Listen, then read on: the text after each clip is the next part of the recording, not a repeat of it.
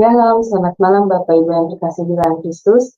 Selamat bertemu kembali pada hari Rabu 15 November 2023 di kelas Sema Adonai. Yang malam ini temanya adalah Jemaat Pergamus Mendua Hati, dan yang menjadi narasumbernya seperti biasa adalah Ibu Pendeta Suryani Watimena. Baik, sebelum kita masuk pada pembelajaran kelas kita, maka kita akan membuka dengan doa pembukaan terlebih dahulu, dan saya minta kesediaan dari Ibu Heni untuk memimpin doa pembukaan. Dipersilakan Ibu Heni.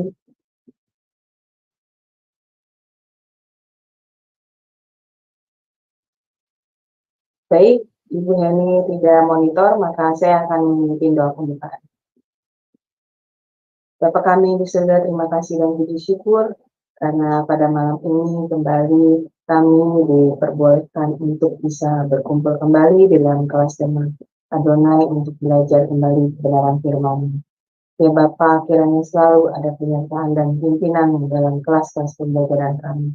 Berkati saya ya Bapak yang menjadi moderator dalam kelas Sema Adonai ini, sehingga saya bisa memimpin kelas pembelajaran ini dari awal hingga akhir dengan baik dan dapat berjalan dengan lancar. Berkati juga para operator kami yang bekerja di belakang layar, sehingga mereka juga dapat melakukan pekerjaan mereka juga dengan baik dan lancar sampai kelas ini selesai.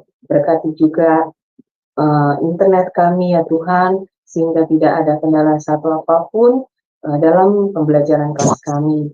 Dan juga kami patahkan segala kuasa-kuasa jahat atau jahat yang akan mengacaukan kelas pembelajaran kami dalam nama Yesus.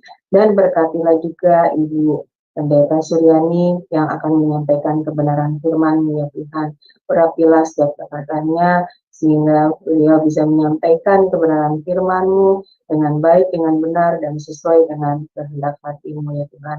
Dan mampukanlah kepada kami semua yang ada dalam ruangan ini, maupun yang berada di live YouTube yang mendengarkan tentang kebenaran firman-Mu ini, mampukan kami, bukakan hati dan pikiran kami, berikanlah kami hikmat yang daripada-Mu Tuhan, sehingga kami bisa benar-benar paham dan mengerti apa yang diajarkan oleh Ibu Suryani kepada kami semua.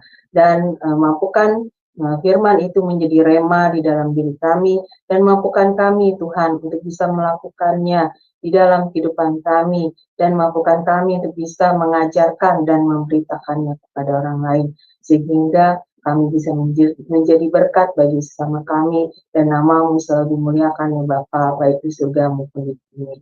Terima kasih Tuhan, kami serahkan acara kelas ini dari awal hingga akhir di dalam tangan-Mu. Doa ini kami panjatkan dengan perantara Tuhan Yesus Kristus. Haleluya. Amin. Baik Bapak Ibu sekalian, sebelum kita masuk pada kelas pembelajaran, kita akan melihat terlebih dahulu profil dari Ibu Pendeta Suryani Watimena.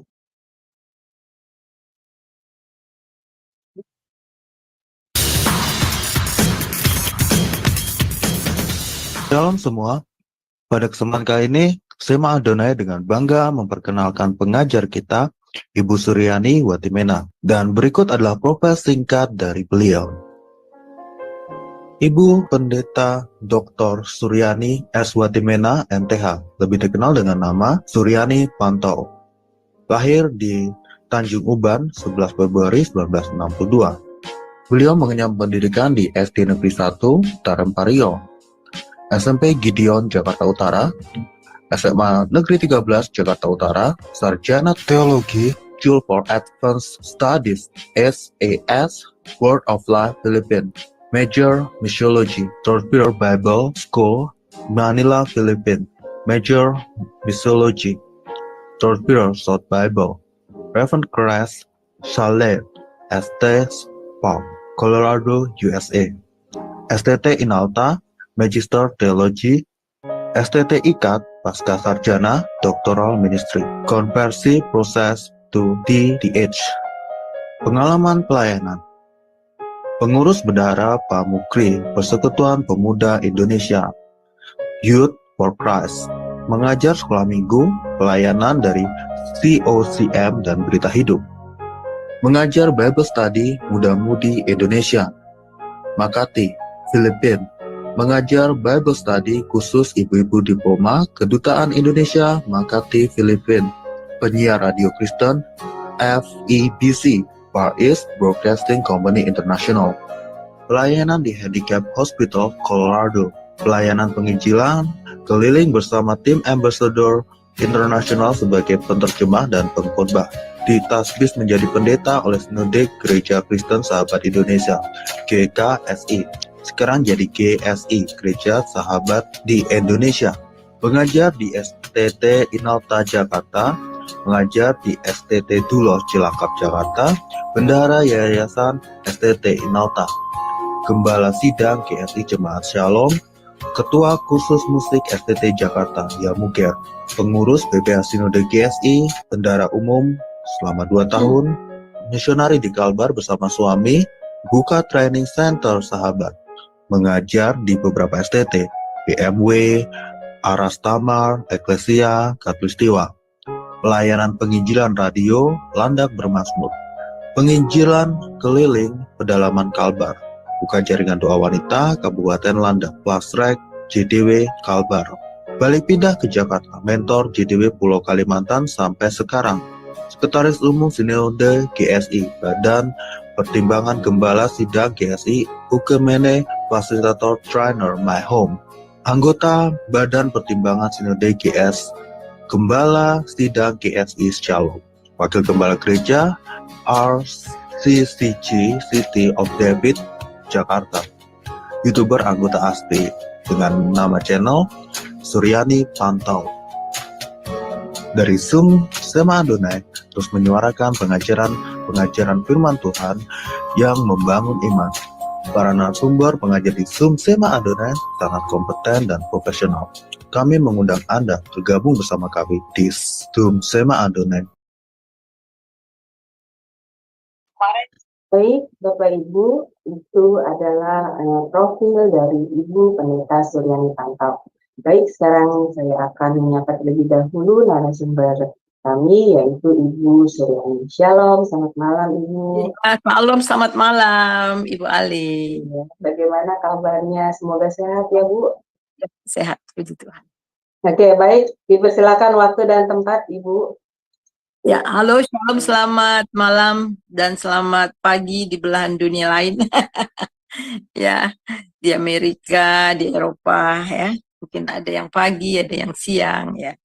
Puji nama Tuhan, Tuhan itu dahsyat ya. Tuhan memberikan teknologi yang sangat luar biasa canggih. Dimanapun kita berada, kita bisa sama-sama belajar duduk mendengarkan firman Tuhan. Mari kita berdoa. Kami berdoa Tuhan. Kami minta Allah Roh Kudus menyingkapkan kebenaran. Pakai hamba urapi dengan kuasa. Supaya setiap kata kalimat yang keluar sesuai dengan kehendak. Berfirmanlah Tuhan, kami siap mendengar. Haleluya. Amin. Saudara yang kekasih, pada malam ini kita akan belajar bersama-sama jemaat yang di Pergamus. Jadi kita sudah belajar jemaat Efesus, kemudian jemaat yang ada di Smyrna, dan hari ini yang ketiga itu adalah jemaat yang di Pergamus. Dengan satu tema, jangan mendua hati ya.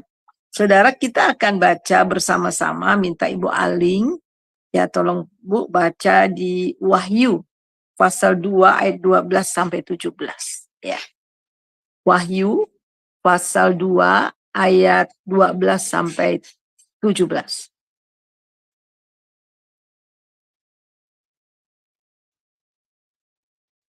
Ya, sebentar ya Bu. Iya. Wahyu. Wahyu pasal 2 ayat 12 sampai 17. Ayat 12 sampai 17. Demikianlah firman Tuhan. Dan tuliskanlah kepada malaikat jemaat di Pergamus, inilah firman Dia yang memakai pedang yang tajam dan bermata dua. Aku tahu di mana engkau diam, yaitu di sana, di tempat tahta iblis, dan engkau berpegang kepada namaku, dan engkau tidak menyangkal imanmu kepadaku, juga tidak pada zaman Antipas saksiku yang setia kepadaku, yang dibunuh di hadapan kamu, di mana iblis diam. Tetapi aku mempunyai beberapa keberatan terhadap engkau.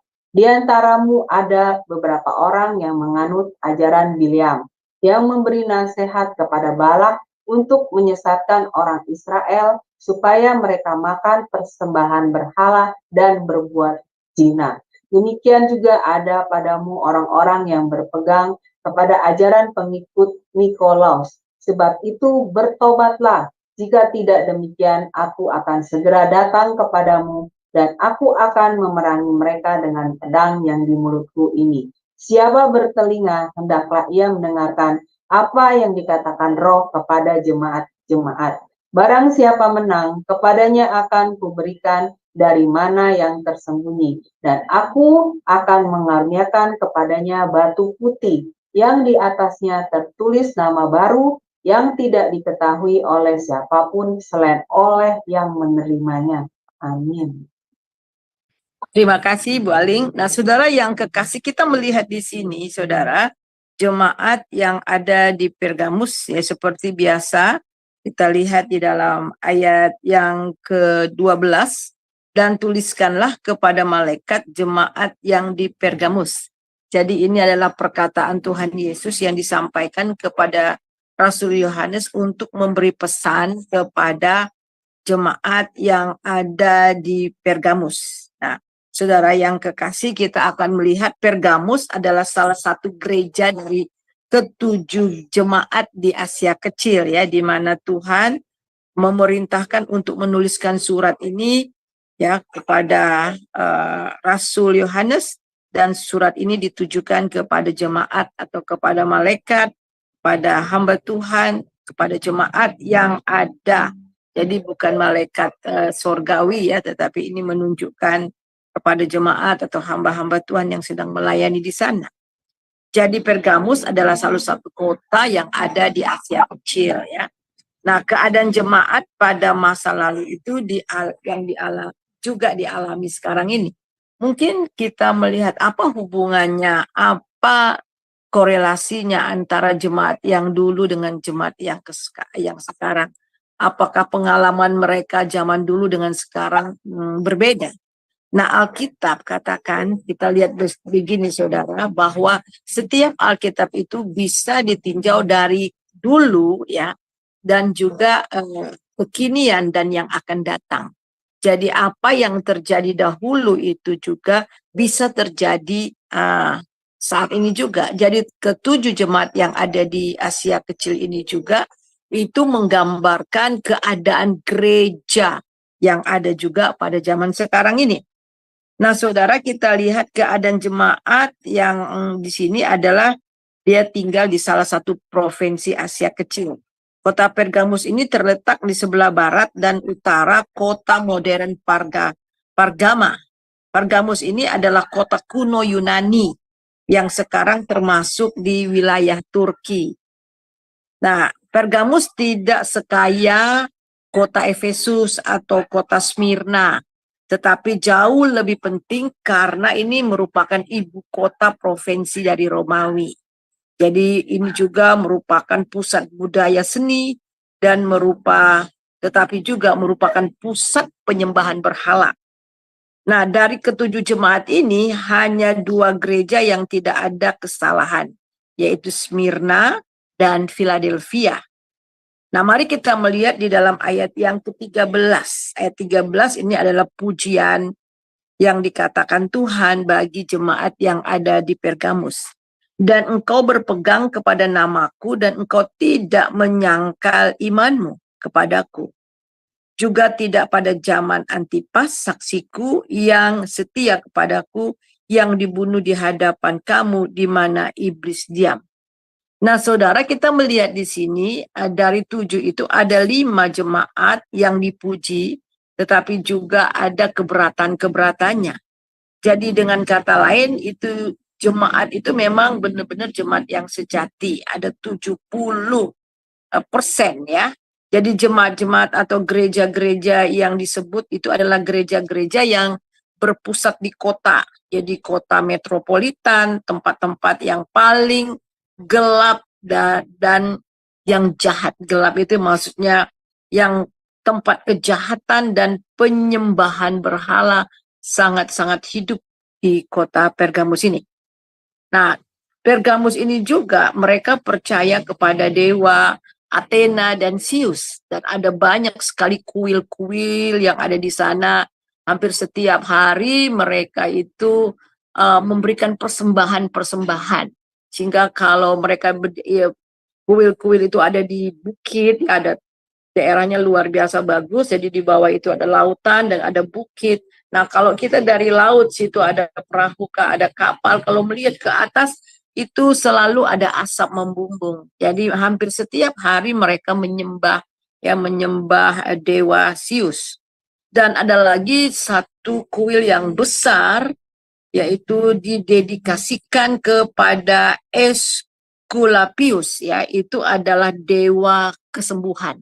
Nah, dewa kesembuhan itu di mana kuil itu, saudara, mereka percayai bahwa kalau mereka digigit ular, karena memang di kuil itu banyak sekali ular-ular yang dipelihara di sana, dan mereka percaya kalau mereka menginap di sana, penyakit apapun kalau dipatok oleh ular, dan kemudian mereka sembuh.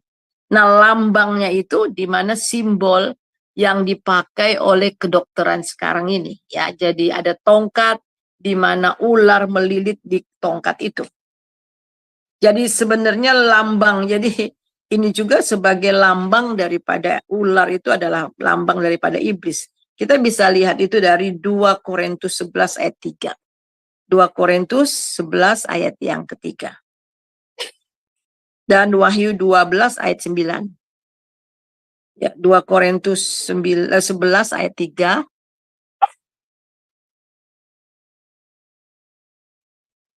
Ya. 2 Korintus 11 ayat 3. 2 Korintus 11 ayat 3. Tetapi aku takut kalau pikiran kamu disesatkan dari kesetiaan kamu yang sejati kepada Kristus, sama seperti Hawa diperdaya oleh ular itu dengan kelicikannya. Ya, ini jadi itu ular itu, jadi iblis itu dilambangkan seperti ular, ya, seperti ular. Ya, licik, ya, binatang yang paling licik. Saya ingat beberapa puluh tahun yang lalu, ya, di tempat daerah rumah kami ini, ya, memang di belakang itu dulu masih ada sawah-sawah, ya, walaupun di Jakarta bukan sawah, kayak empang gitu kan, ya. Jadi ini satu ketika ada ular masuk di rumah kami, ada ular masuk di rumah kami dari luar kemudian masuk. Jadi kebetulan pas datang, pas kami lagi ada ular itu, ada anak-anak pemuda dari gereja datang. Kemudian mereka berusaha untuk menangkap. Itu ular masuk ke bawah kolong, dan kemudian di pojok dinding itu ada kayak rak kecil, rak dari bambu warna hitam. Jadi kami cari nggak ada. Ternyata saya lihat, ternyata badannya itu kan ada kayak bukan bambu, rotan yang hitam. Ternyata dia diluruskan. Jadi ini dia luruskan badannya dan membentuk daripada rotan yang hitam itu. Sehingga kami cari nggak ada. Ternyata dia membentuk dirinya seperti rotan itu. Dan saudara licik banget, ya, licik. Jadi licik sekali, dan memang Alkitab juga mengatakan dia licik, dan dia juga gitu cerdas, ya. Kita harus cerdas atau cerdas seperti ular. Jadi binatang yang licik dan juga binatang yang cerdas. Dan bahasa Inggris pakai kalau orang yang licik itu yang suka gampang belok-belok itu adalah snaky. Sneaky, jadi artinya dari snake, ya, snaky, jadi orang yang suka berbelit-belit dan pinter itu. Nah, itu jadi lambang daripada ular, ya, iblis itu. Dan kemudian kita melihat di dalam Wahyu 12 ayat yang ke-9. Wahyu 12 ayat 9.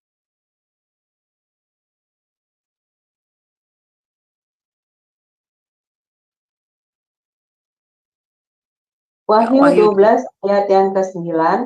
Demikianlah firman Tuhan. Dan naga besar itu, si ular tua, yang disebut iblis atau Satan, yang menyesatkan seluruh dunia, dilemparkan ke bawah. Ia dilemparkan ke bumi bersama-sama dengan malaikat-malaikatnya. Ya, ini adalah lambang ular naga ya, di mana iblis itu yang pada waktu pemberontakan dia memberontak kepada Allah sehingga dia dibuang ke bumi dan beserta dengan pengikut-pengikutnya para malaikat yang lainnya. Jadi ini merupakan tantangan terbesar buat orang Kristen, saudara. Jadi tantangan yang terbesar buat orang Kristen pada saat itu, karena Kristen pada saat itu dianggap agama yang ilegal. Jadi jika mereka ketahuan, maka mereka akan dibawa ke istana. Kaisar diminta untuk menyangkal Tuhan Yesus. Jika tidak, mereka akan dibunuh. Seperti Antipas. Antipas ya, tadi dikatakan ayat 13, seperti Antipas itu dimasukkan ke dalam air yang mendidih, dalam kuali yang besar di tengah kota, sampai mati pelan-pelan. Nah, ini bisa kita lihat di dalam ayat 13 tadi. Saudara, ayat 13, coba kita baca sekali lagi. Ayat 13. Wahyu 12 ayat 13. Ya, Wahyu, bukan, Wahyu 2, Bu, ayat 13. Wahyu 2 ayat 13. Aku tahu di mana engkau diam, yaitu di sana, di tempat tahta iblis, dan engkau berpegang kepada namaku, dan engkau tidak menyangkal imanmu kepadaku, juga tidak pada zaman Antipas saksiku, yang setia kepadaku, yang dibunuh di hadapan kamu, di mana iblis diam. Jadi jelas di sini bahwa saudara, karena Pergamus ini adalah pusat penyembahan berhala, terutama penyembahan kepada kaisar. Jadi kalau mereka ketahuan bahwa mereka itu orang Kristen, mereka akan dibawa ke istana dan kemudian diinterogasi dan kemudian mereka dipaksa untuk menyangkal Tuhan Yesus. Jadi kalau mereka tidak menyangkal Tuhan Yesus, maka mereka akan dibunuh. Dan salah satu yang dibunuh itu adalah Antipas. Bagaimana dimasukkan ke dalam kuali yang besar, kemudian dia direbus di situ sampai mati pelan-pelan. Nah, ini disaksikan, ya, mereka menyaksikan itu dan jemaat yang ada di sana juga menyaksikan itu. Jadi kita melihat di sini, saudara, Tuhan Yesus katakan, aku tahu bahwa engkau itu tetap setia, tidak menyangkal. Nah, Tuhan memberikan pujian kepada jemaat yang ada di Pergamus ini. Nah, Pergamus setiap hari diwarnai dengan kejahatan, namun jemaat tetap bertahan. Dan itulah pujian yang diberikan Tuhan kepada jemaat yang di Pergamus.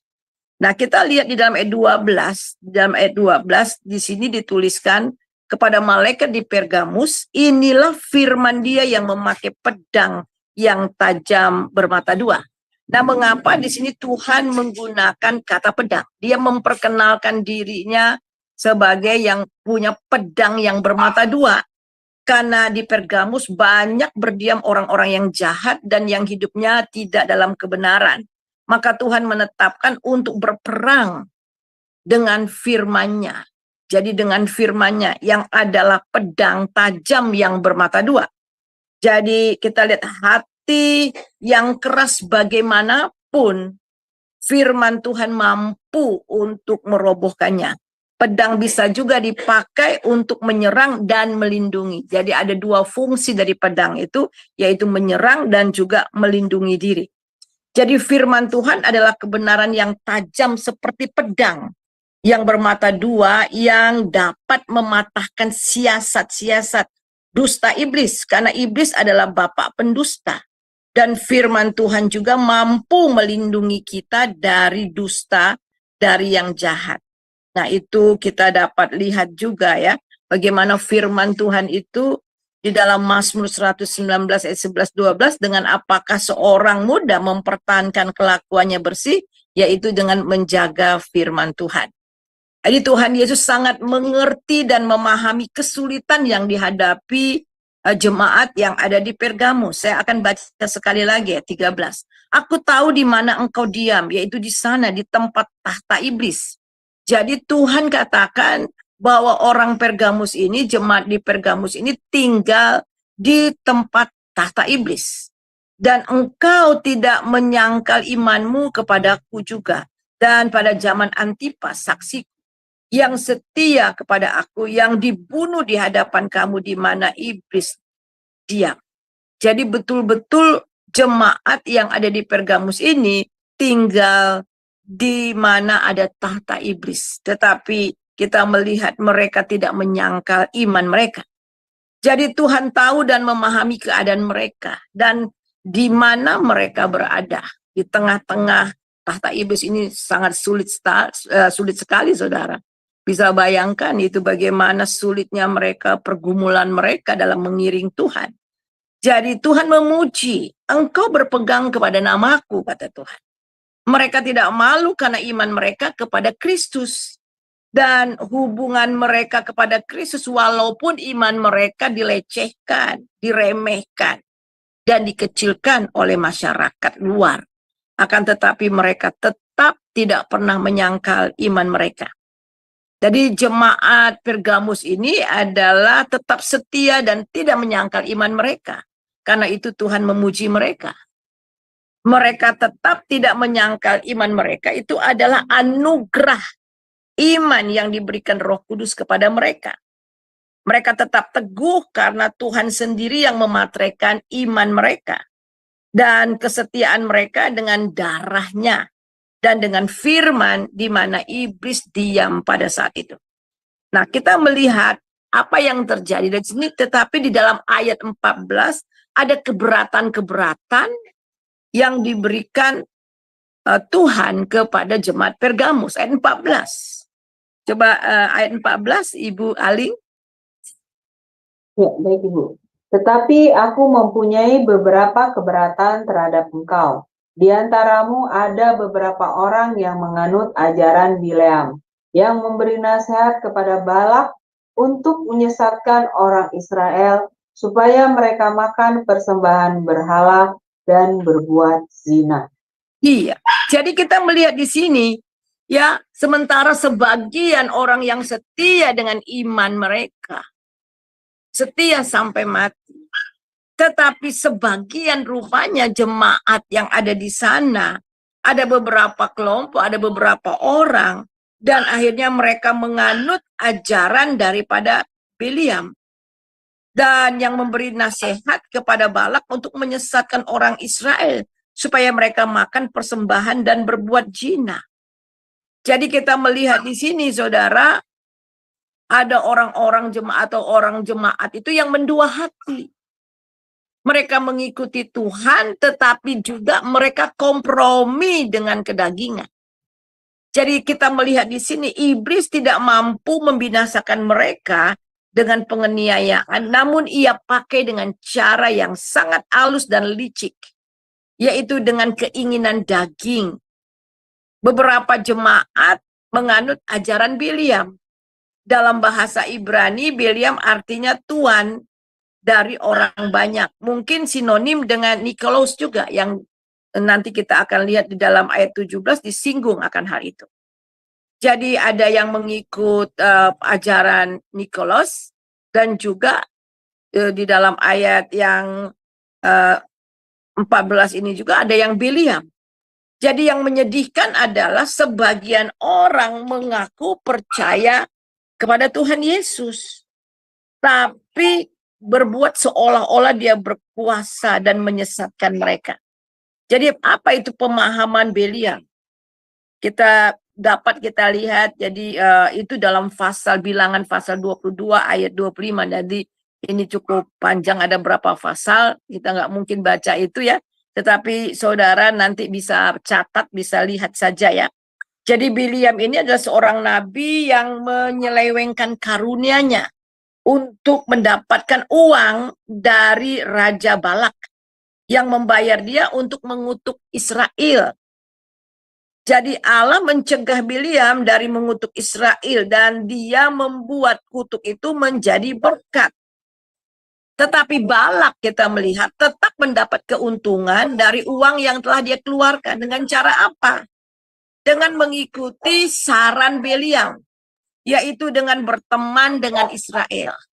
Jadi Bileam memberi nasihat kepada Balak, oke, ya, kamu bisa berteman dengan orang Israel, Dan kemudian mengajak orang Israel, akhirnya Balak mengajak orang Israel untuk beribadah, berpesta pora di mezbah penyembahan berhala. Jadi dia katakan, kalau kamu nggak bisa mengalahkan, Beliam katakan, kalau kamu nggak bisa mengalahkan mereka, sekarang bergabung dengan mereka, pendekatan dengan mereka, dengan berteman kepada mereka. Dan apa yang terjadi, orang Israel langsung masuk ke dalam jebakan itu. Dan banyak di antara mereka menjadi tetangga yang baik. Orang-orang yang nggak mengenal Tuhan, mereka makan daging dari mezbah berhala, melakukan perjinahan secara rohani. Jadi penyembahan berhala itu sama dengan jinah rohani. Jadi kita lihat di sini bagaimana mereka mengambil bagian juga dalam ritual pagan. Akibatnya 24.000 orang mati oleh karena ketidaktaatan mereka, karena melakukan kompromi dan mendua hati. Itu dapat saudara lihat di Bilangan 25 ayat 1 sampai 9. Jadi kita melihat di sini apa hubungannya ajaran Biliam dengan kesalahan jemaat Pergamus. Ya, karena mereka melakukan yang sama. Para pemimpin gereja tidak tegas terhadap jemaat. Jadi sebagian daripada jemaat seperti di-lost. Sehingga mereka berteman baik dengan pemerintahan kaisar. Mereka berpikir apa salahnya hanya membakar sedikit kemenyan di altar berhala. Supaya mereka dinyatakan sebagai orang yang setia kepada kaisar. Jadi mereka betul-betul mendua hati dan kompromi. Padahal mereka telah melihat teladan hidup Antipas yang menolak untuk kompromi dan mendua hati. Dan dia rela mati sebagai martir. Tetapi yang lain mengambil jalan yang mudah. Menjalani kerjasama yang baik dengan kaisar Romawi. Dan akhirnya apa, saudara? Mereka terjebak. Dan mereka, kenapa mereka lakukan ini? Karena ingin aman. Jadi Tuhan menegur dan menyalahkan orang Kristen Pergamus. Karena berbuat dosa, mereka melakukan perjinahan rohani dengan berkata kaisar adalah Tuhan. Tetapi kemudian mereka juga beribadah kepada Tuhan. Jadi dengan cara kompromi dan mendua hati, mereka dapat diterima di kumpulan orang-orang Romawi dan mendapatkan perlindungan dari penganiayaan Romawi. Tetapi hal ini sangat mendukacitakan Roh Kudus. Dan mereka telah kehilangan kesaksian dan mahkota mereka. Bukankah hal ini bisa saja terjadi di gereja zaman sekarang yang modern ini? Demi kemajuan pribadi, demi keamanan pribadi, demi kesenangan, harta, benda, dan sebagainya. Ada banyak gereja-gereja hanya kompromi. Jadi beribadah juga, tetapi juga kompromi.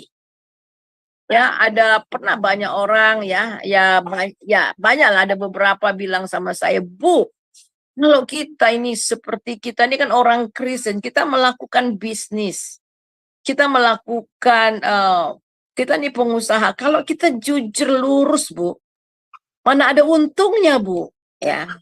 Jadi di dunia bisnis ini kejam, Bu, ya. Jadi kalau kita lurus, kita melakukan apa yang firman Tuhan katakan, kapan kita jadi kaya? Nah, itu ada banyak akhirnya orang kompromi. Kompromi mau melakukan ini, ya. Melakukan itu. Saya ingat dulu ada beberapa saya ketemu ya waktu zaman Ahok, Ahok. Ternyata kalau dulu kan bisa, kalau mau golkan ini bayar, golkan itu bayar gitu kan. Bayar kepada pemerintah, ada upeti.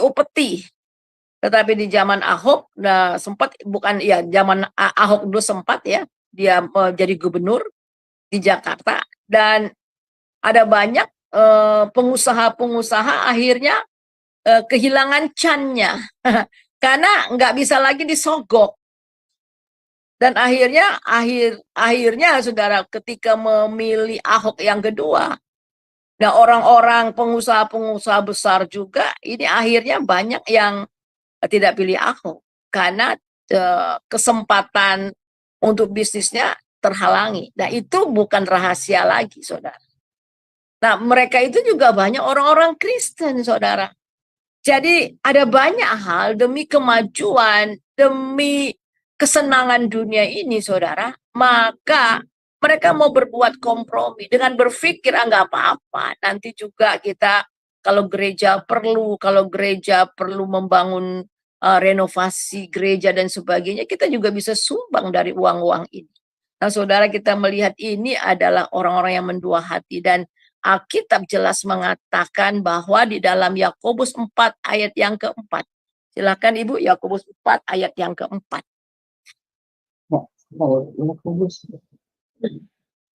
Yakobus 4 ayat yang keempat. Yakobus 4 ayat yang keempat. Hai kamu orang-orang yang tidak setia, tidakkah kamu tahu bahwa persahabatan dengan dunia adalah permusuhan dengan Allah? Jadi barang siapa hendak menjadi sahabat dunia ini, ia menjadikan dirinya musuh Allah. Amin. Nah, itu.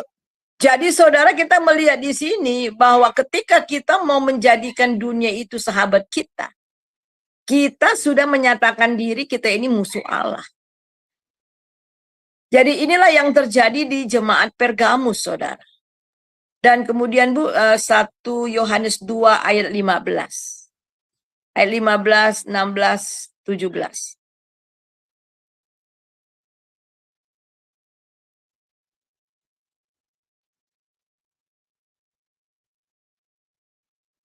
1 Yohanes 2 ayat 5. 15, barang 15, 16, 17. 1 Yohanes 2 ayat 15, 16, 17. Janganlah kamu mengasihi dunia dan apa yang ada di dalamnya. Jikalau orang mengasihi dunia, maka kasih akan Bapa tidak ada di dalam orang itu. Sebab semua yang ada di dalam dunia, yaitu keinginan daging dan keinginan mata, serta keangkuhan hidup, bukanlah berasal dari Bapa, melainkan dari dunia. Dan dunia ini sedang melenyap dengan keinginannya. Tetapi orang yang melakukan kehendak Allah tetap hidup selama-lamanya. Amin. Ya. Jadi kita melihat tadi di Yakobus 4 ayat 4 bahwa kalau kita bersahabat dengan dunia, kita menjadikan diri kita jadi musuh Allah. Dan 1 Yohanes pasal 2 ayat 15, jangan kamu mengasihi dunia dengan segala isinya. Jadi rupanya saudara, di dalam jemaat di Pergamus ini, jadi ada orang-orang yang mulai bersahabat dengan dunia. Dan Alkitab menegaskan, ya Tuhan Yesus menegaskan mereka harus betul-betul bertobat. Kenapa kita melihat di sini? Karena kita lihat bahwa orang-orang Kristen nggak boleh mengasihi dunia, tidak boleh kompromi terhadap dunia, tidak boleh mendua hati. Karena kita ini adalah mempelai Kristus dan Dia mau supaya kita murni. Dan Allah itu cemburu. Ya, Allah itu cemburu adanya. Kita baca bahwa yang dimaksudkan arti dari Pergamus itu adalah menikah.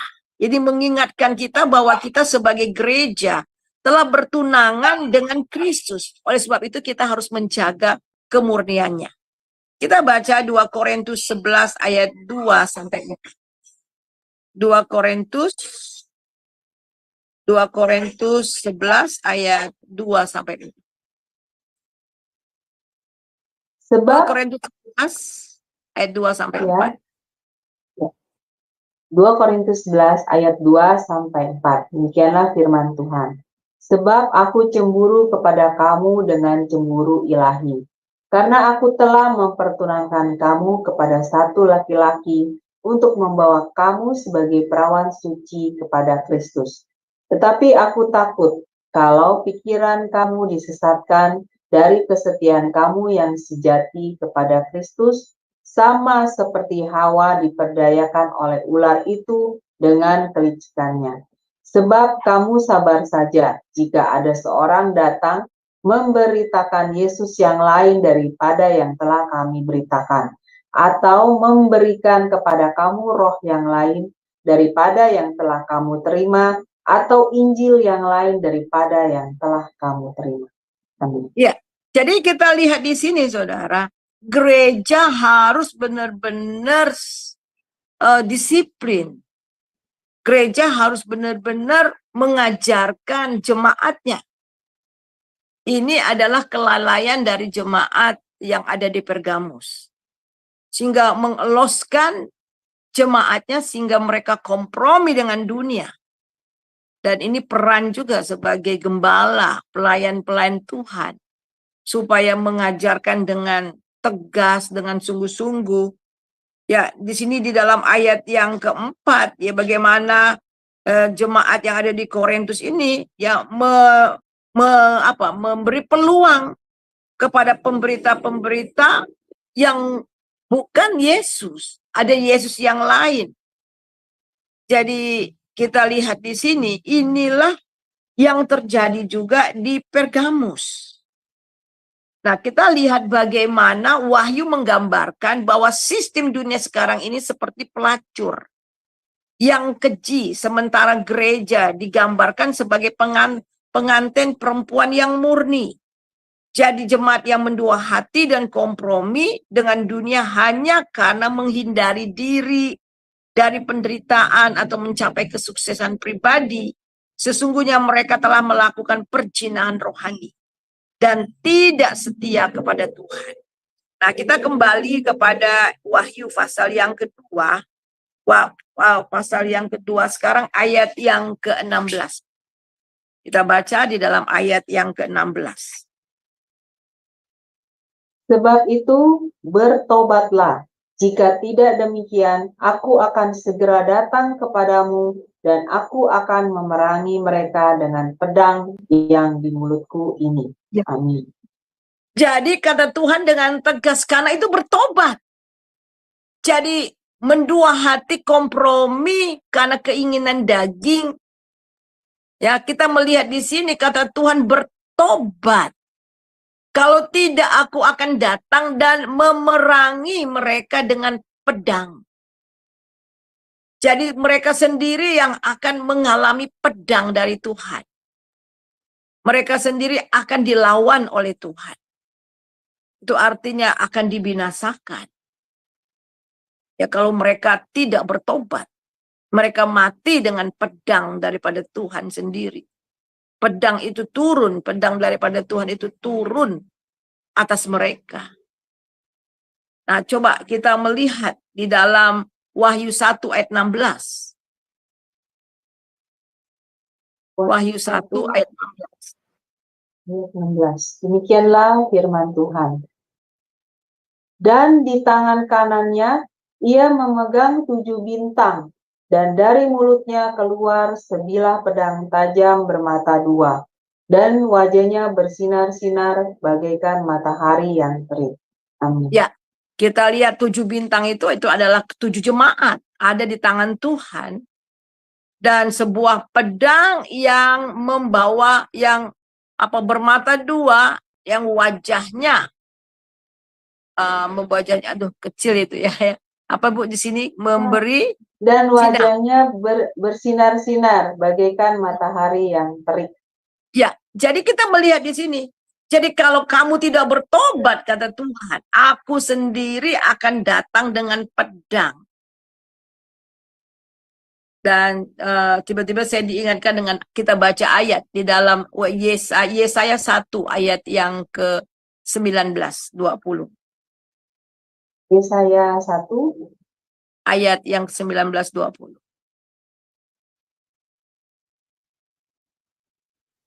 Yesaya 1 ayat yang ke-19 sampai 20. Jika kamu menurut dan mau mendengar, maka kamu akan memakan hasil baik dari negeri itu.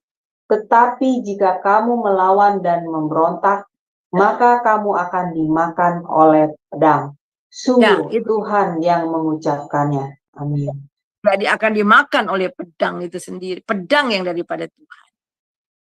Di kedatangan Tuhan yang kedua, itu berarti mereka akan binasa, mereka akan kehilangan mahkota kehidupan itu. Ya, kita lihat bagaimana Antipas mereka bunuh dengan pedang istilahnya. Tetapi dia setia sampai akhir. Akan tetapi bagi mereka yang kompromi, mendua hati, dan akhirnya meninggalkan Tuhan, mereka sendiri akan dimakan oleh pedang daripada Tuhan. Dan kemudian mari kita lihat di dalam ayat yang ke-17. Belajarlah berbuat baik, usahakanlah keadilan. 17 kembali, maaf. Kembali kepada Wahyu 2 ayat. Wahyu Ya, 2.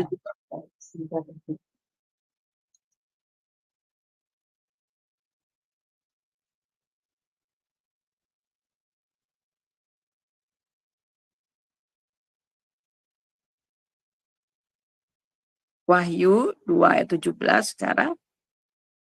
Siapa bertelinga, hendaklah ia mendengarkan apa yang dikatakan Roh kepada jemaat-jemaat.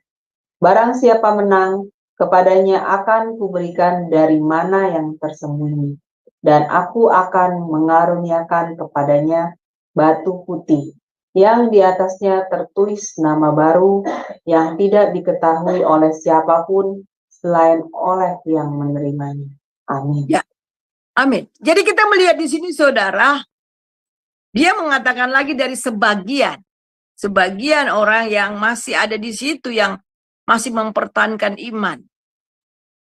Jadi dia katakan barang siapa bertelinga hendaklah dia mendengar, bertelinga. Jadi hati-hati bertelinga mendengar dengan sungguh-sungguh nasihat daripada Tuhan. Dan barang siapa menang di sini dikatakan Tuhan akan memberikan mana. Mana ini adalah roti kehidupan. Dan Tuhan Yesus juga menyatakan bahwa dirinya itu adalah mana yang turun dari surga. Jadi orang yang menang, orang yang setia sampai akhir, mereka akan mendapatkan roti kehidupan. Mereka akan menikmati kehidupan selamanya bersama dengan Tuhan. Jadi orang-orang percaya di Pergamus perlu memakan makanan kudus dari Tuhan.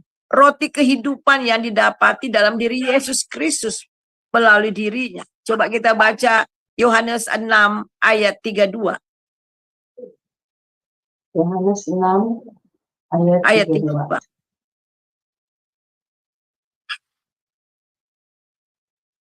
Yohanes 6 ayat 32. Demikianlah firman Tuhan. Maka kata Yesus kepada mereka, Aku berkata kepadamu, sesungguhnya bukan Musa yang memberikan kamu roti dari surga, melainkan Bapakku yang memberikan kamu roti yang benar dari surga. Amin. Iya. Jadi jelas ya. Jadi dan kemudian barang siapa yang menang, Tuhan kita melihat diberikan batu putih. Apa yang dimaksudkan batu putih? Ya, batu putih itu adalah bagaimana seorang hakim ya, dalam seorang hakim untuk menentukan kebebasan bagi seorang pengadilan, batu tersebut juga digunakan seperti sebuah tiket untuk izin masuk pada suatu pesta. Di keduanya tentu dapat diterapkan pada orang percaya dengan pengertian rohani, ia telah dinyatakan benar melalui iman kepada Yesus Kristus dan nanti akan sama-sama menikmati pesta bersama dengan Kristus. Ada pesta anak domba. Jadi kita lihat bagaimana juga Tuhan Yesus memberikan ilustrasi ya. Seorang yang ada yang bijaksana dan yang bodoh. 5 gadis yang bijaksana dan 5 gadis yang bodoh. Dan akhirnya yang bodoh ini mereka tidak masuk, tidak menikmati pesta dari perjamuan anak domba itu. Jadi ini kebenaran firman Tuhan. Jadi kita melihat bahwa gereja tidak bisa kompromi. Gereja tidak bisa mendua hati. Jangan sampai ada di gereja kita sebagian sungguh-sungguh mencari Tuhan. Sebagian sungguh-sungguh beribadah, bahkan rela mati untuk Tuhan karena iman mereka. Tapi sebagian daripada orang-orang di gereja, mereka menganut ajaran Biliam atau Nicholas, yaitu mau kompromi terhadap dunia ini, sehingga itu membawa murka Allah atas gereja. Kita mau berdoa supaya kita juga sebagai anak-anak Tuhan, jangan karena perut, ya, jangan karena perut, jangan karena kesenangan dunia kita mau kompromi. Ya nggak apa-apa lah, yang penting ya, yang penting perut kenyang, yang penting di dapur menyala, yang penting kita bisa menikmati dunia ini. Nah, ada banyak orang kompromi dan akhirnya mereka terhilang untuk selamanya. Inilah kebenaran firman Tuhan. Kita mau berdoa, mengucap syukur kepada Tuhan sehingga sampai pada akhirnya kita tetap teguh berdiri pada iman percaya kita kepada Tuhan. Jadi kita menyembah Tuhan, kita percaya kepada Tuhan bukan karena apa, tetapi walaupun, ya. Jadi ada orang yang saya mau datang sama Tuhan, saya mau ikut Tuhan kalau saya diberkati, kalau semuanya baik-baik, tetapi ketika bagaimana kesusahan hidup, apakah walaupun dalam keadaan susah apapun, walaupun umpamanya kita berdoa dan Tuhan tetap belum dengar doa kita, kita tetap mau setia kepada Tuhan sampai pada akhirnya. Kita mau berdoa, minta Ibu Aling mengucap syukur untuk firman Tuhan yang kita renung. Baik Ibu, mari kita berdoa Bapak Ibu sekalian. Bapa kami yang di surga, terima kasih dan puji syukur ya Bapa untuk kebenaran firman yang telah ditaburkan di dalam hati kami.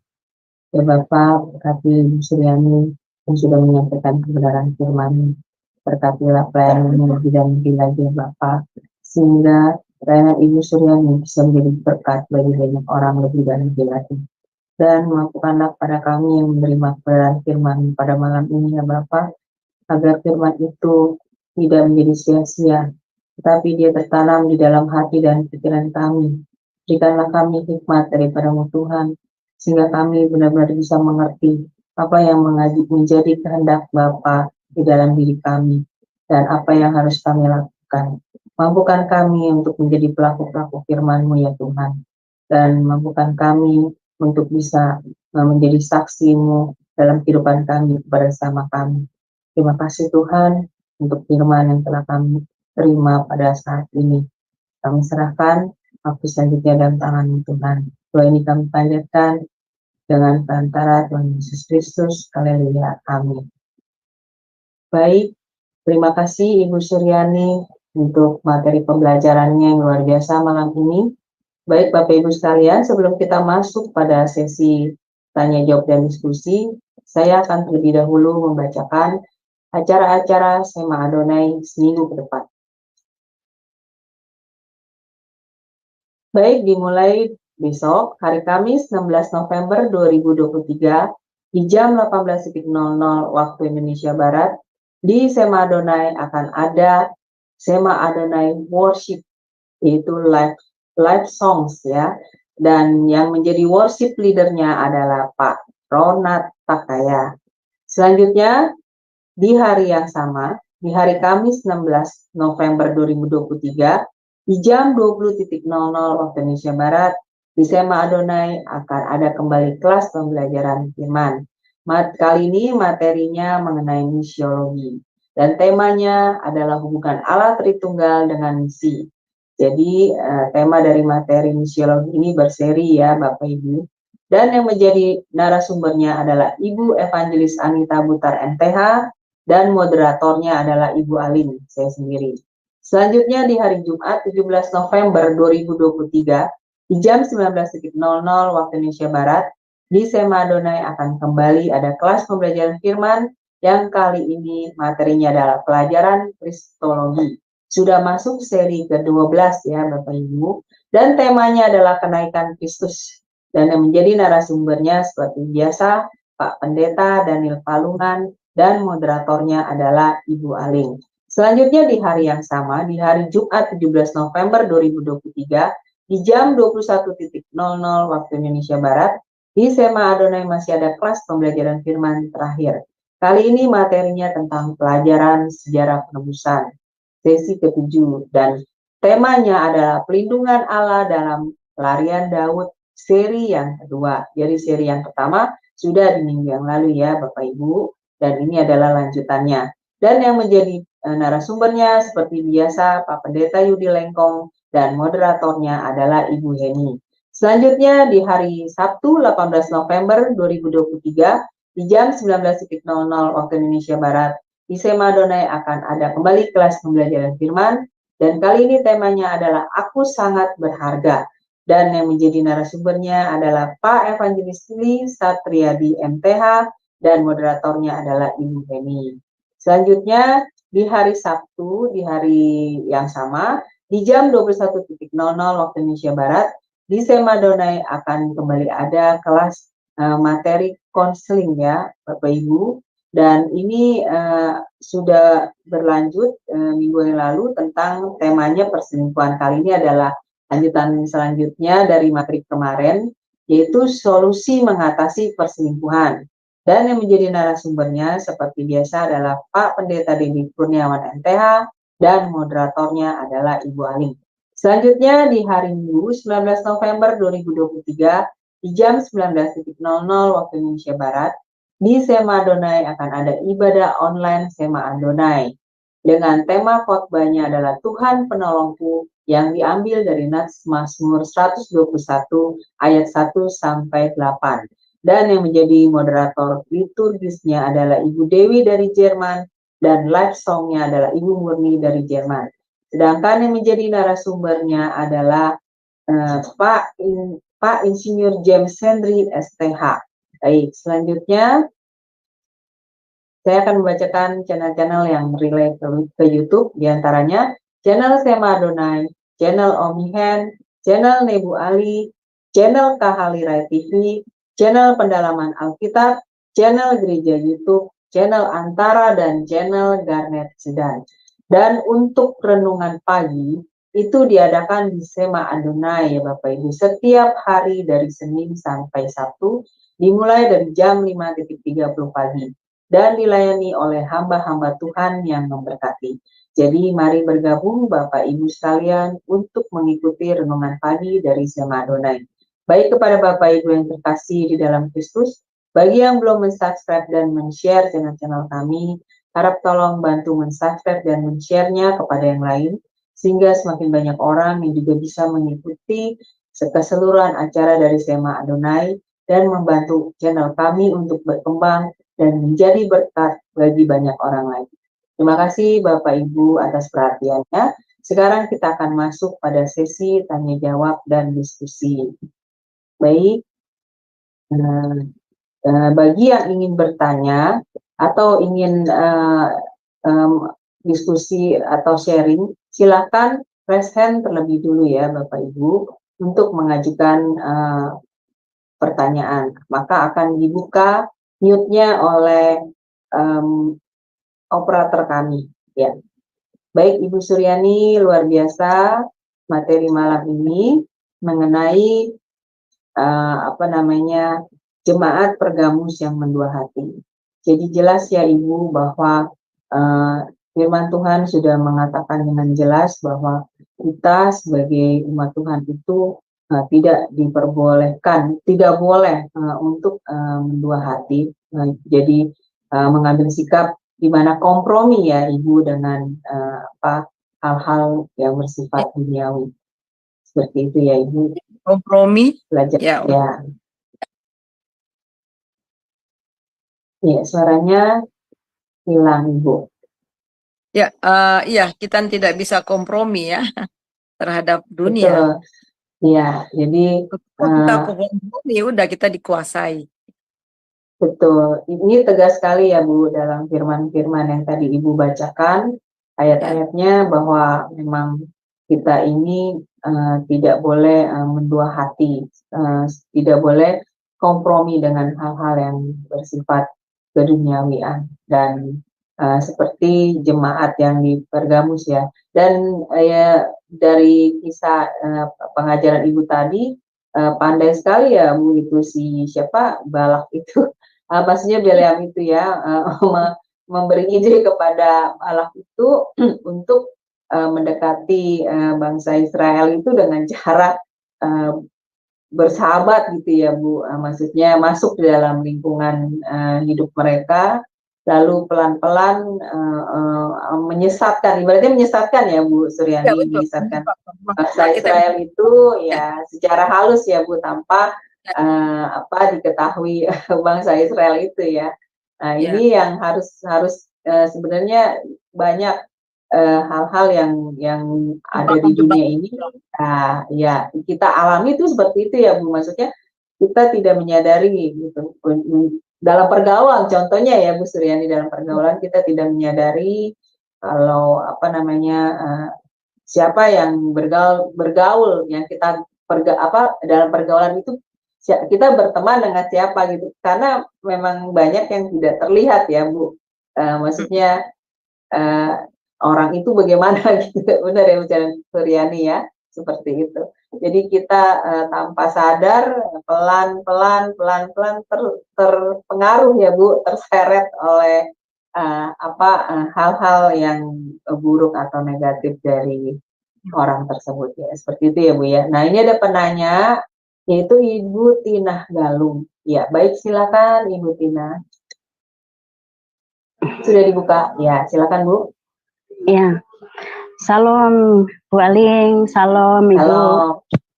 Ya, Ya, shalom. saya mau tanya Bu, mungkin ini di luar tema kali ya, tapi memang tentang firman Tuhan juga. Ya, saya mau bertanya apa hubungannya dengan apa namanya tuh burung gagak hitam dengan berkat gitu loh Bu. Itu saja. Burung gagak hitam dengan berkat. Iya, betul. Baik, silakan Ibu. Oh, itu waktu peristiwa si ini ya, siapa sih seorang nabi yang bawa berkat itu ya? Yang Iya. bawa makan. Ya, jadi sebenarnya ini nggak ada hubungannya apa-apa ya, tapi karena Tuhan bisa pakai apa aja. Itu saja ya. Tuhan, padahal kan ini burung gagak ini kan pemakan ya, pemakan bangkai. Oh, jadi nggak ada hubungannya ya Bu? Iya, karena memang Tuhan mau pakai. Jadi Tuhan emang mau pakai. Jadi Tuhan bisa pakai apa saja. Halo. Jadi menunjukkan kepada kita ketika Nabi Elisa ini kan ya mengalami dia pergi ke sungai Kirit itu kan. Kemudian nggak ada makanan, nggak ada apa, dan akhirnya Tuhan bawa, Tuhan utus burung gagak. Padahal burung gagak ini kan rakus ya, bangkai aja dia makan gitu ya. Tetapi Tuhan bisa pakai, dengan kata lain bahwa ketika kita mengalami masa-masa sulit, ketika kita mengalami masa-masa resesi, Tuhan bisa pakai orang yang termasuk juga orang yang nggak kenal Tuhan ya, yang punya hati ya, maksudnya nggak percaya Tuhan Yesus, Tuhan bisa pakai.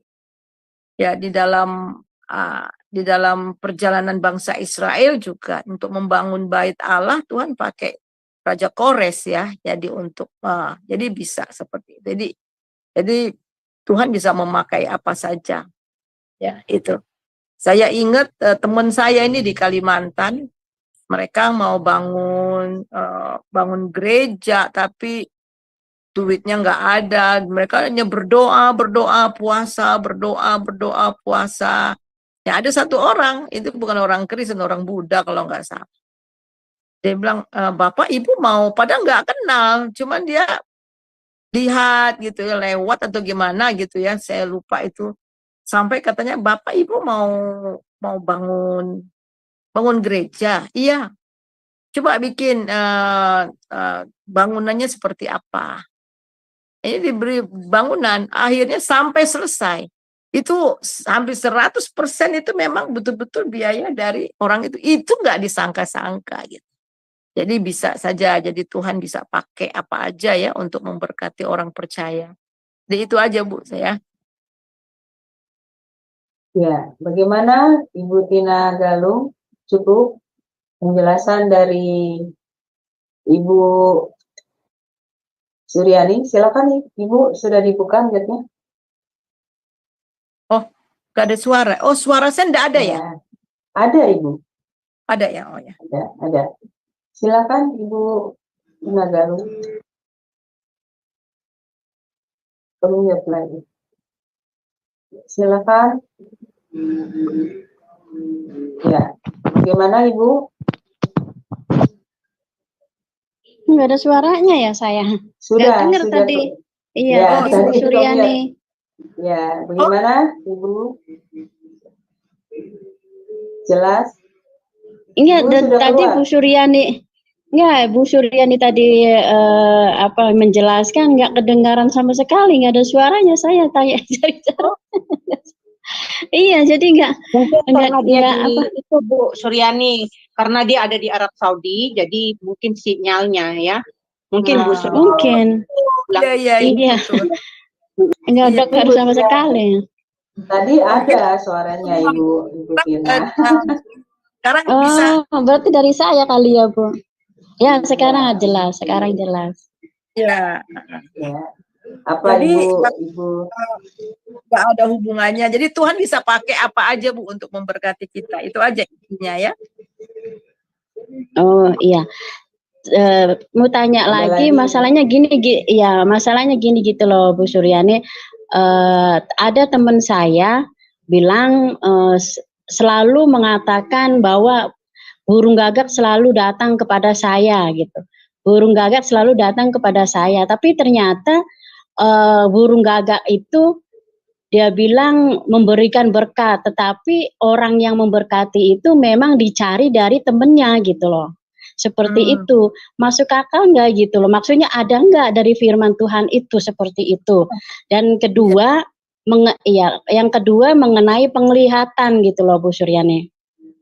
Mengenai penglihatan, iya. Jadi penglihatan itu setiap hari dapat penglihatan.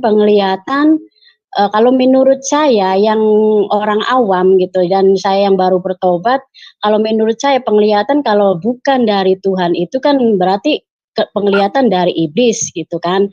Nah, kalau sesuatu penglihatan yang ada di dalam Alkitab berarti itu dari Tuhan. Tapi kalau tidak ada di dalam Alkitab itu berarti bukan dari Tuhan, dari iblis. Yang saya anehin penglihatannya, contoh, kayak semacam dia bilang, saya mendapatkan penglihatan kaki ranjang itu patah, seperti itu.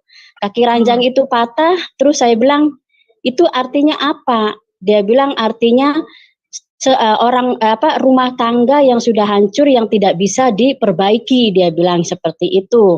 Sedangkan saya punya saudara seiman sedang mengalami problem dengan rumah tangganya gitu loh. Jadi kan kayak seperti orang menyakitkan dia seperti itu. Nah, menurut Bu Suryani, apakah itu penglihatan dari Tuhan? Apakah penglihatan yang memang dia disengaja atau bagaimana? Saya nggak tahu. Silakan Bu Suryani. Iya, jadi soal karunia-karunia ya, karena Alkitab juga bilang kita harus uji segala roh.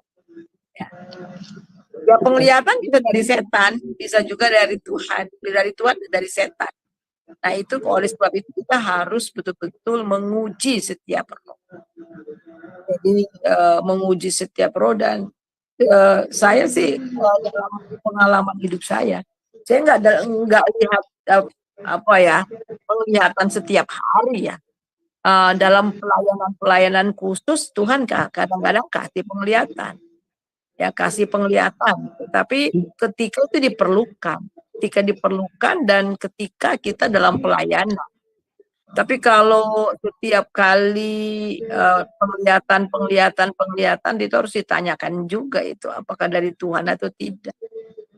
Ya. Karena kalau penglihatan yang daripada Tuhan itu pasti akan terjadi dan pasti itu benar. Tapi kalau enggak itu namanya lu buat-buat. Iya kan? Bisa Iya, buat betul. dalam pengalaman saya. Contohnya begini.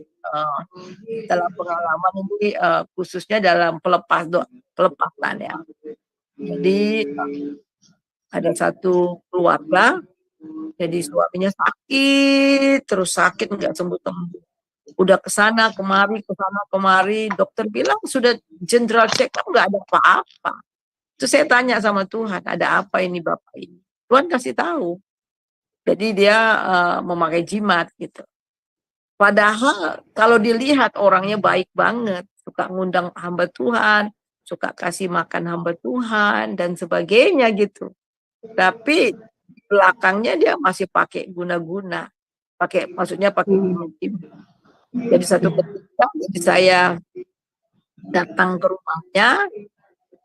rumahnya, kemudian dia bukan jemaat saya, jemaat teman. Dia panggil jemaah hamba Tuhan, dia punya gembala suami istri dan saya ada di situ. Mulai kami berdoa buat tempat ini. Saya mulai berdoa, kita nyembah Tuhan, kita berdoa ada apa dengan. Dan saya lihat, langsung saya lihat. Jadi ketika mau bangun rumah itu, 4 penjuru rumah itu ditanam sesuatu. Sebagai pelindung, sebagai apa ya, seperti paku tapi bukan paku. Tapi itu saya bilang, Bapak, waktu bangun rumah ini itu Bapak tanam seperti paku tapi bukan paku. Bapak minta perlindungan dengan kuasa kegelapan.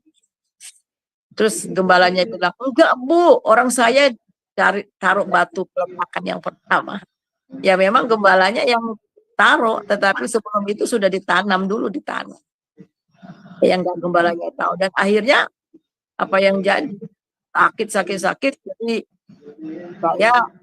kami doa dari jaringan kami doa semua.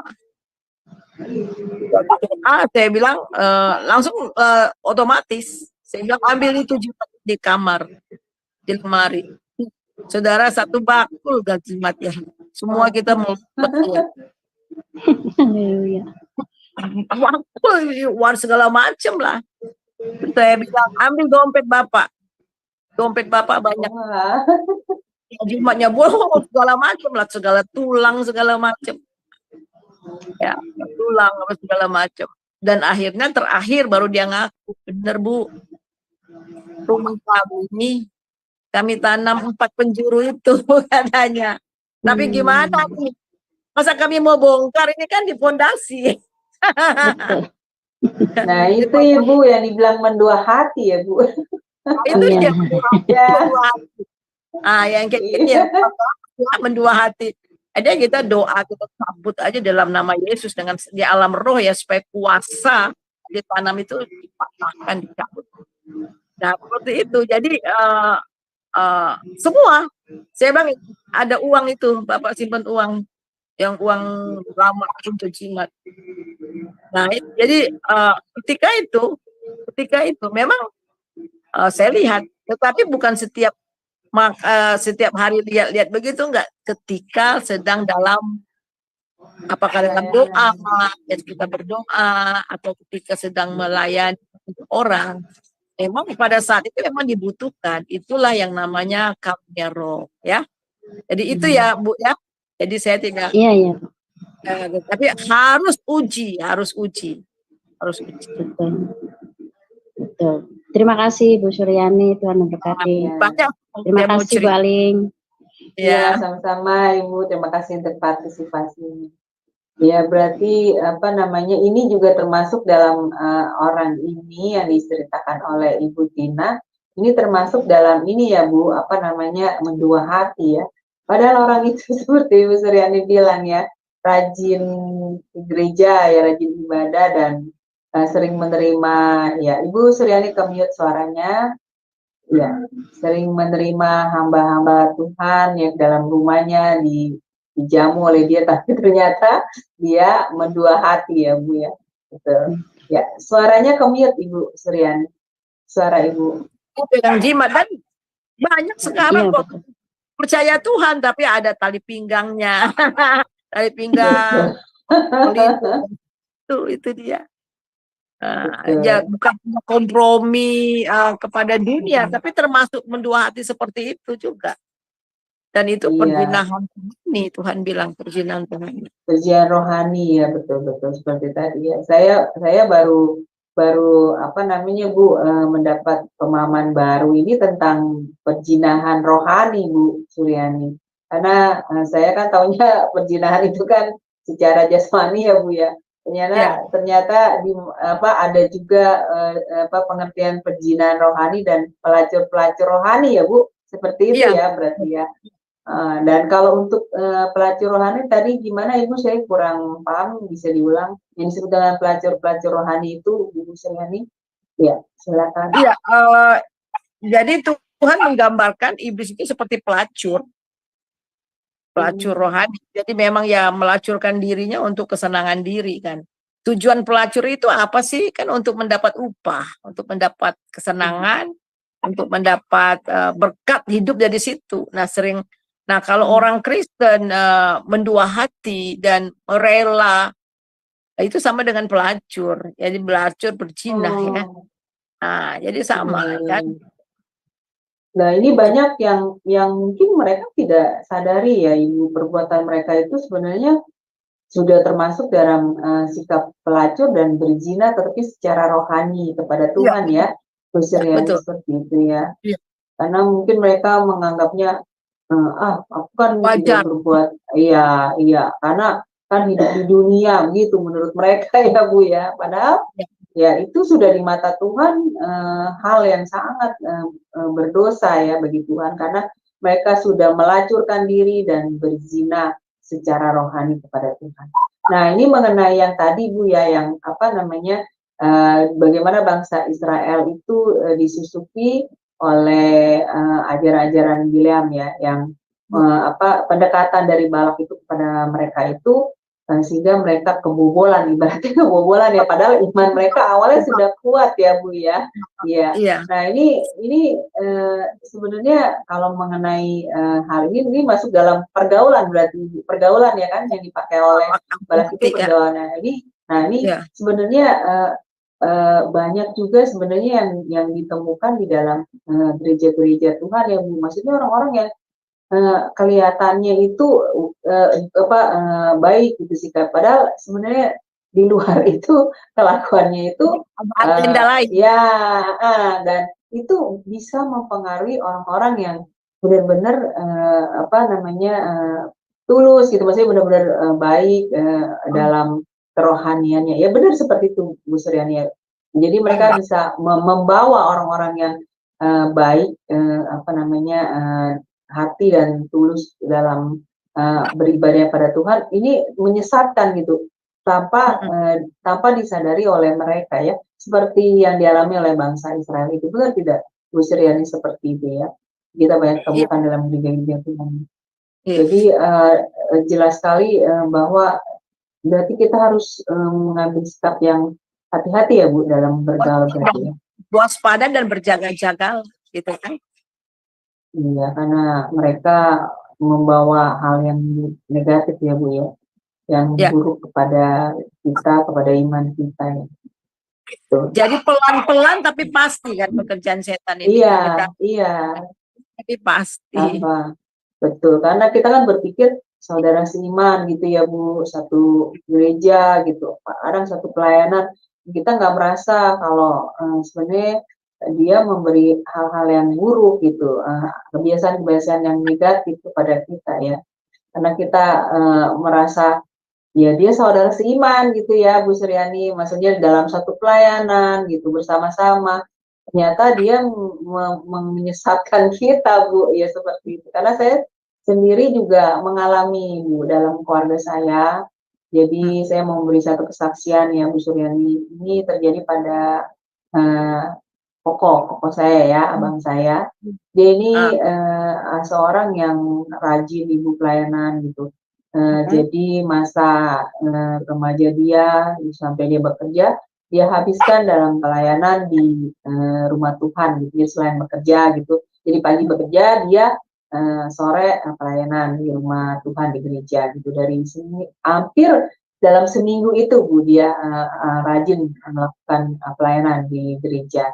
Nah, tetapi koko saya ini justru rusak oleh teman gerejanya gitu. Maksudnya dibawa ke pergaulan yang rusak gitu. Jadi setelah koko saya selesai dari pelayanan, lalu dibawa teman sepelayanannya itu, Ibu Suryani sama-sama sepelayanan ke tempat-tempat yang seperti karaoke, diskotik, seperti itu Bu, gitu. Padahal padahal koko saya ini kan dia menghabiskan hampir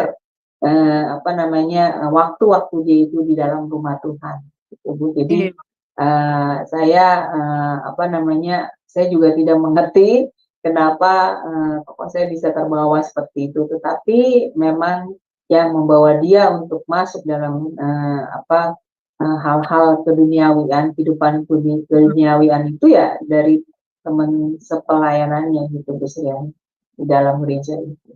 Iya. Gitu. Jadi sebenarnya ya bukan cuma di luar saja ya Bu, di dalam. justru di dalam gereja itu sendiri. Penyusup. Betul.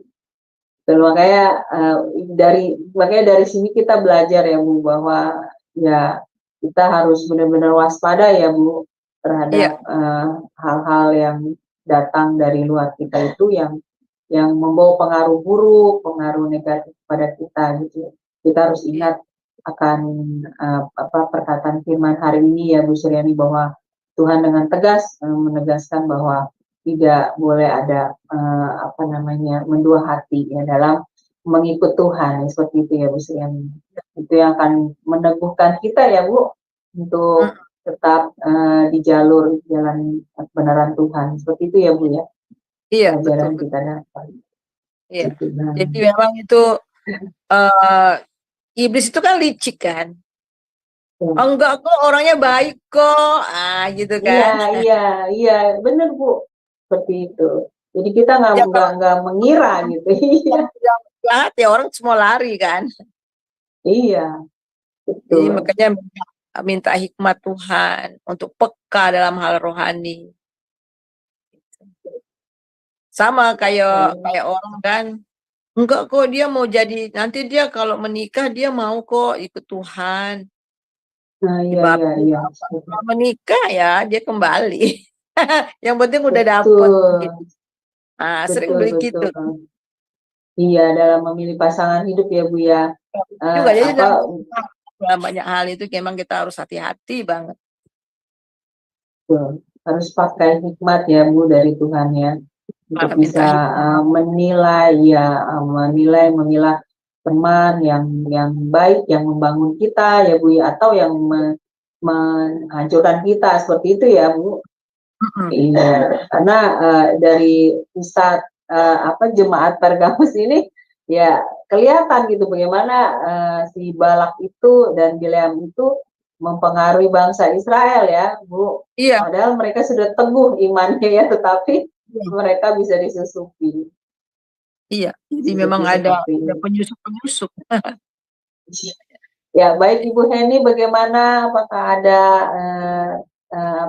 tambahannya Bu? Silakan Ibu Heni. Ya, saya sangat diberkati. Terima kasih Bu Suryani. Saya bersyukur Bu Suryani angkat topik ini. Terima kasih banyak. Saya mau berkomentar, tapi karena lagi kerja di dapur, lagi sibuk sekali.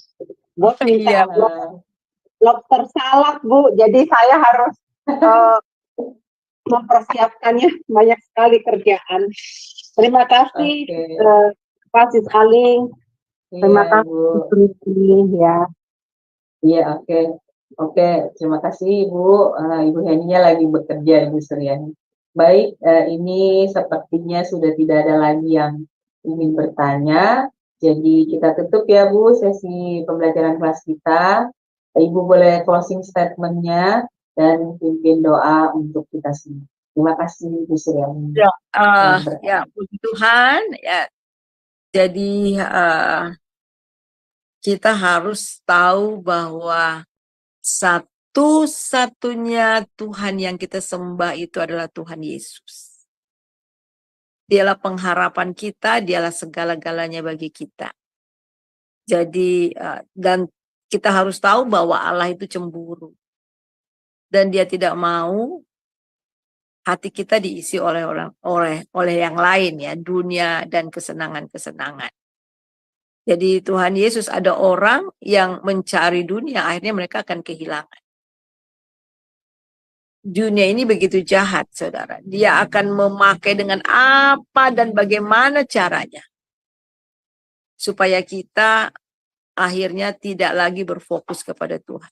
Sehingga kita beralih daripada Tuhan. Sebab itu, selama kita mengiring Tuhan, selama kita masih hidup di dunia ini, kita harus betul-betul minta hikmat Tuhan, ya, minta tuntunan daripada Roh Kudus, kepekaan akan Roh Kudus, ya, supaya kita tidak salah langkah, tidak salah bergaul. Jadi sekali lagi, jangan kamu mengasihi dunia dengan segala isinya, karena orang yang mengasihi dunia, mereka tidak memiliki kasih Bapa. Dan barang siapa yang bersahabat dengan dunia, mereka itu menjadikan diri mereka musuh Allah. Dan Alkitab juga katakan, barang siapa yang mendua hati, maka tidak akan tenang dalam hidupnya. Itu kebenaran firman Tuhan, biarlah menjadi satu rema buat kita. Mari kita berdoa. Saudara yang kekasih, mari kita angkat hati kita terima berkat daripada Tuhan. Damai sejahtera, sukacita yang melimpah dari Bapa dalam Tuhan Yesus Kristus. Persekutuan yang manis dalam Roh Kudus senantiasa menyertai saudara mulai hari ini sampai Maranatha. Diberkatilah engkau, diberkatilah orang yang keluar masuk rumahmu, diberkatilah anak cucumu, diberkatilah semua usaha pekerjaanmu, usahamu, dan juga pelayananmu, sehingga engkau diberkati dan menjadi berkat. Kita terima itu hanya dalam nama Bapa, Anak, dan Roh Kudus. Haleluya. Amin. Amin. Terima kasih Bu Suryani untuk pelayanannya. Semoga Ya. Tuhan berkati pelayanan Ibu lebih dan lebih lagi menjadi berkat bagi orang. Amin. Baik Bapak Ibu Amin. sekalian, terima kasih sudah stay bersama kami sampai sore ini. Kelas ini akan tetap ada di minggu depan di hari yang sama, yaitu hari Rabu di pukul yang sama, pukul 21:10 waktu Indonesia Barat, dengan tema-tema lain yang lebih menarik lagi. Baik Bapak Ibu sekalian, terima kasih, selamat beristirahat, Tuhan berkati. Shalom, shalom. Shalom. Saya langsung ya Bu, pamit ya. Oke, terima kasih Bu Suryani, Tuhan berkati. Ya, Tuhan